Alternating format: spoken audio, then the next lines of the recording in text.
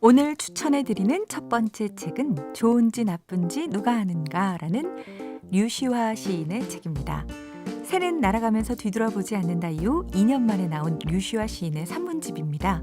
이번 책의 주제는 삶이 내게 말하려 했던 것인데요. 시인은 이 책에서 작가로서 어떤 이야기들이 생을 이루어왔는지, 그 과정을 통해 어떤 깨달음들을 얻었는지에 관해 들려주고 있습니다.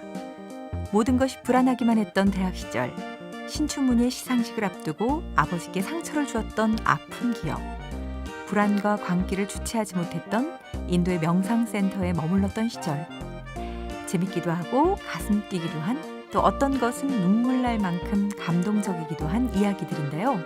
류시화 시인의 반짝이는 이야기들을 통해 다양한 삶의 의미와 지혜들을 배울 수 있습니다. 좋은지 나쁜지 누가 아는가, 류시화님의 책이었습니다.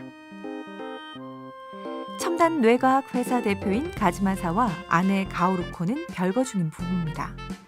각자의 일상을 보내던 어느 날, 딸 미즈호가 물에 빠져 의식불명이 됐다는 소식에 병원으로 달려간 두 사람. 의사는 미즈호를 뇌사라 진단하고 장기 기증 의사를 묻습니다. 부부는 고심 끝에 미즈호라면 다른 아이를 도우려 했을 것이라는 생각에 장기 기증을 결심하죠.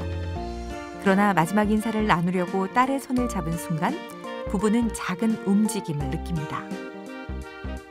히가시노 게이고의 작가 데뷔 30주년 기념작으로 딸의 뇌사라는 비극과 맞닥뜨린 부부의 충격적인 선택을 그리고 있는 소설인데요. 죽음을 판정할 수 있는 기준은 무엇이며 사랑이라는 이유로 인간이 어디까지 시도할 수 있을지 묻는 소설입니다.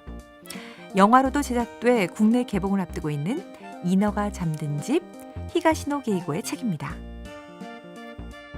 2017년 노벨 의학상을 받은 분야인 생체 리듬을 우리의 일상에 적용할 수 있도록 풀어낸 건강서입니다. 독일에서 시간치료학 분야를 개척한 의학자 막시밀리안 모저가 내 몸에 딱 맞는 리듬으로 만성질병을 치료하는 식사, 수면, 휴식의 규칙을 제시하는데요. 수술과 약물 없이 작은 일상의 변화로 기적을 만들어내는 생체 리듬 건강법을 통해 망가진 몸을 회복하고 새로운 인생을 시작할 수 있을 겁니다. 안 아프게 100년을 사는 생체 리듬의 비밀, 막스밀리안 모저의 책입니다. 이 책은 사피엔스의 유발 하라리, 슈퍼 인텔리전스의 닉 보스트롬 등 세계의 석학 8명을 만나 오늘날 인류의 향방과 곧 마주할 미래에 대한 대담을 엮은 책입니다. 당연한 얘기겠지만 미래에 대한 예측, 쉽지 않은 일이죠. 그럼에도 예측은 필요하다고 말하는데요. 예측의 정확성이 아니라 다양한 가능성에 주목해야 한다는 데 의미가 있다는 것이죠. 정신이 아득해질 정도로 빠르게 변화하는 세상에서 결정된 미래를 수용하는 대신 더 나은 미래를 만들어 나가고자 하는 이들에게 훌륭한 길잡이가 될 것 같습니다.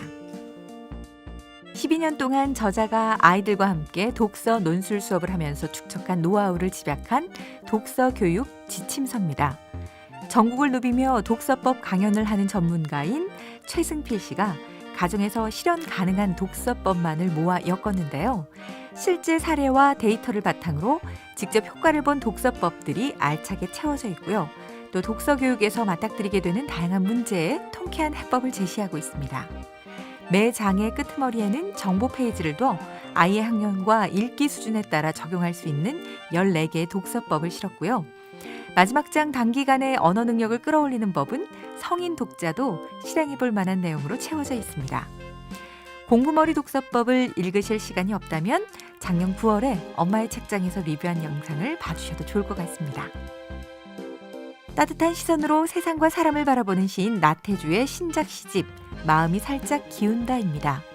많은 이들의 공감을 불러일으키는 시집을 선보이며 큰 사랑을 받아온 그가 이번에는 감사의 마음을 듬뿍 담아냈는데요. 꿀벌이 예쁜 꽃에서 꿀을 가져와 벌꿀을 만들듯 시인은 여기저기에 흩어져 있는 아름다운 것들을 살포시 가져와 시로 써내려가는 것이라고 말하는 나태주 시인의 신작시 100여 편이 수록돼 있습니다. 늘 그래왔듯 소소함 속에서도 진지하게 느껴지는 여운과 다정한 감정이 녹아있는 시인의 작품들은 우리에게 살가운 위로와 어루만짐을 주고 일상의 행복감을 선사하고 있습니다.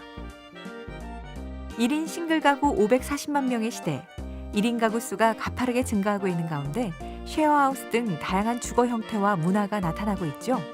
여기 쉐어하우스와는 또 다른 새로운 대안의 삶이 될 수 있는 이들이 있습니다. 바로 김하나와 황선우. 완벽한 싱글 라이프를 즐기던 두 사람과 네 고양이가 한 집에 살게 됐는데요.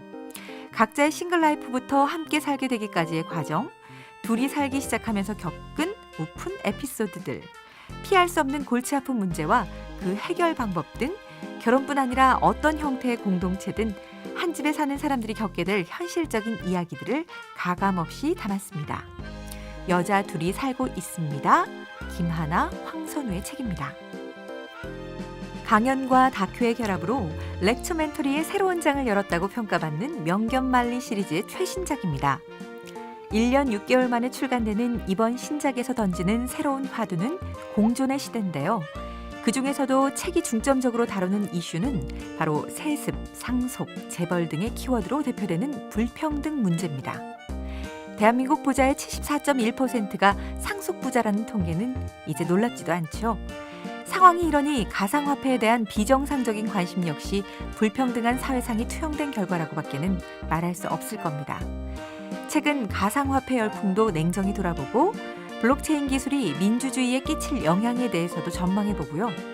또 도시의 단절과 현대인의 불안, 인구 감소와 지방 소멸 문제도 함께 살펴봅니다. 더 나은 미래, 즉 공존을 위해 우리가 해야 할 일은 무엇일까? 책은 각각의 주제를 심도 깊게 파헤치고 비슷한 문제를 겪고 있는 세계 각국의 노력도 보여주고 있습니다. 장기화되는 구조적 저성장 속에서 불평등과 양극화가 더 이상 감당할 수 없는 한계에 다다른 현재, 지금 인류는 이러한 시대를 돌파하기 위한 새로운 길을 모색 중에 있고 명견말리는 전 세계가 찾아낸 공존의 방식에 주목하고 있습니다. 건강한 미래는 그들만의 리그가 아닌 함께하는 생태계를 만들 때 가능해지는 거겠죠. 불확실성으로 가득 찬 세상에서 다른 미래를 만들어가는 데 필요한 지혜를 만날 수 있을 겁니다. 명견말리 공존의 시대편, KBS 명견말리 제작진의 책입니다. 지금까지 3월 추천 도서였습니다.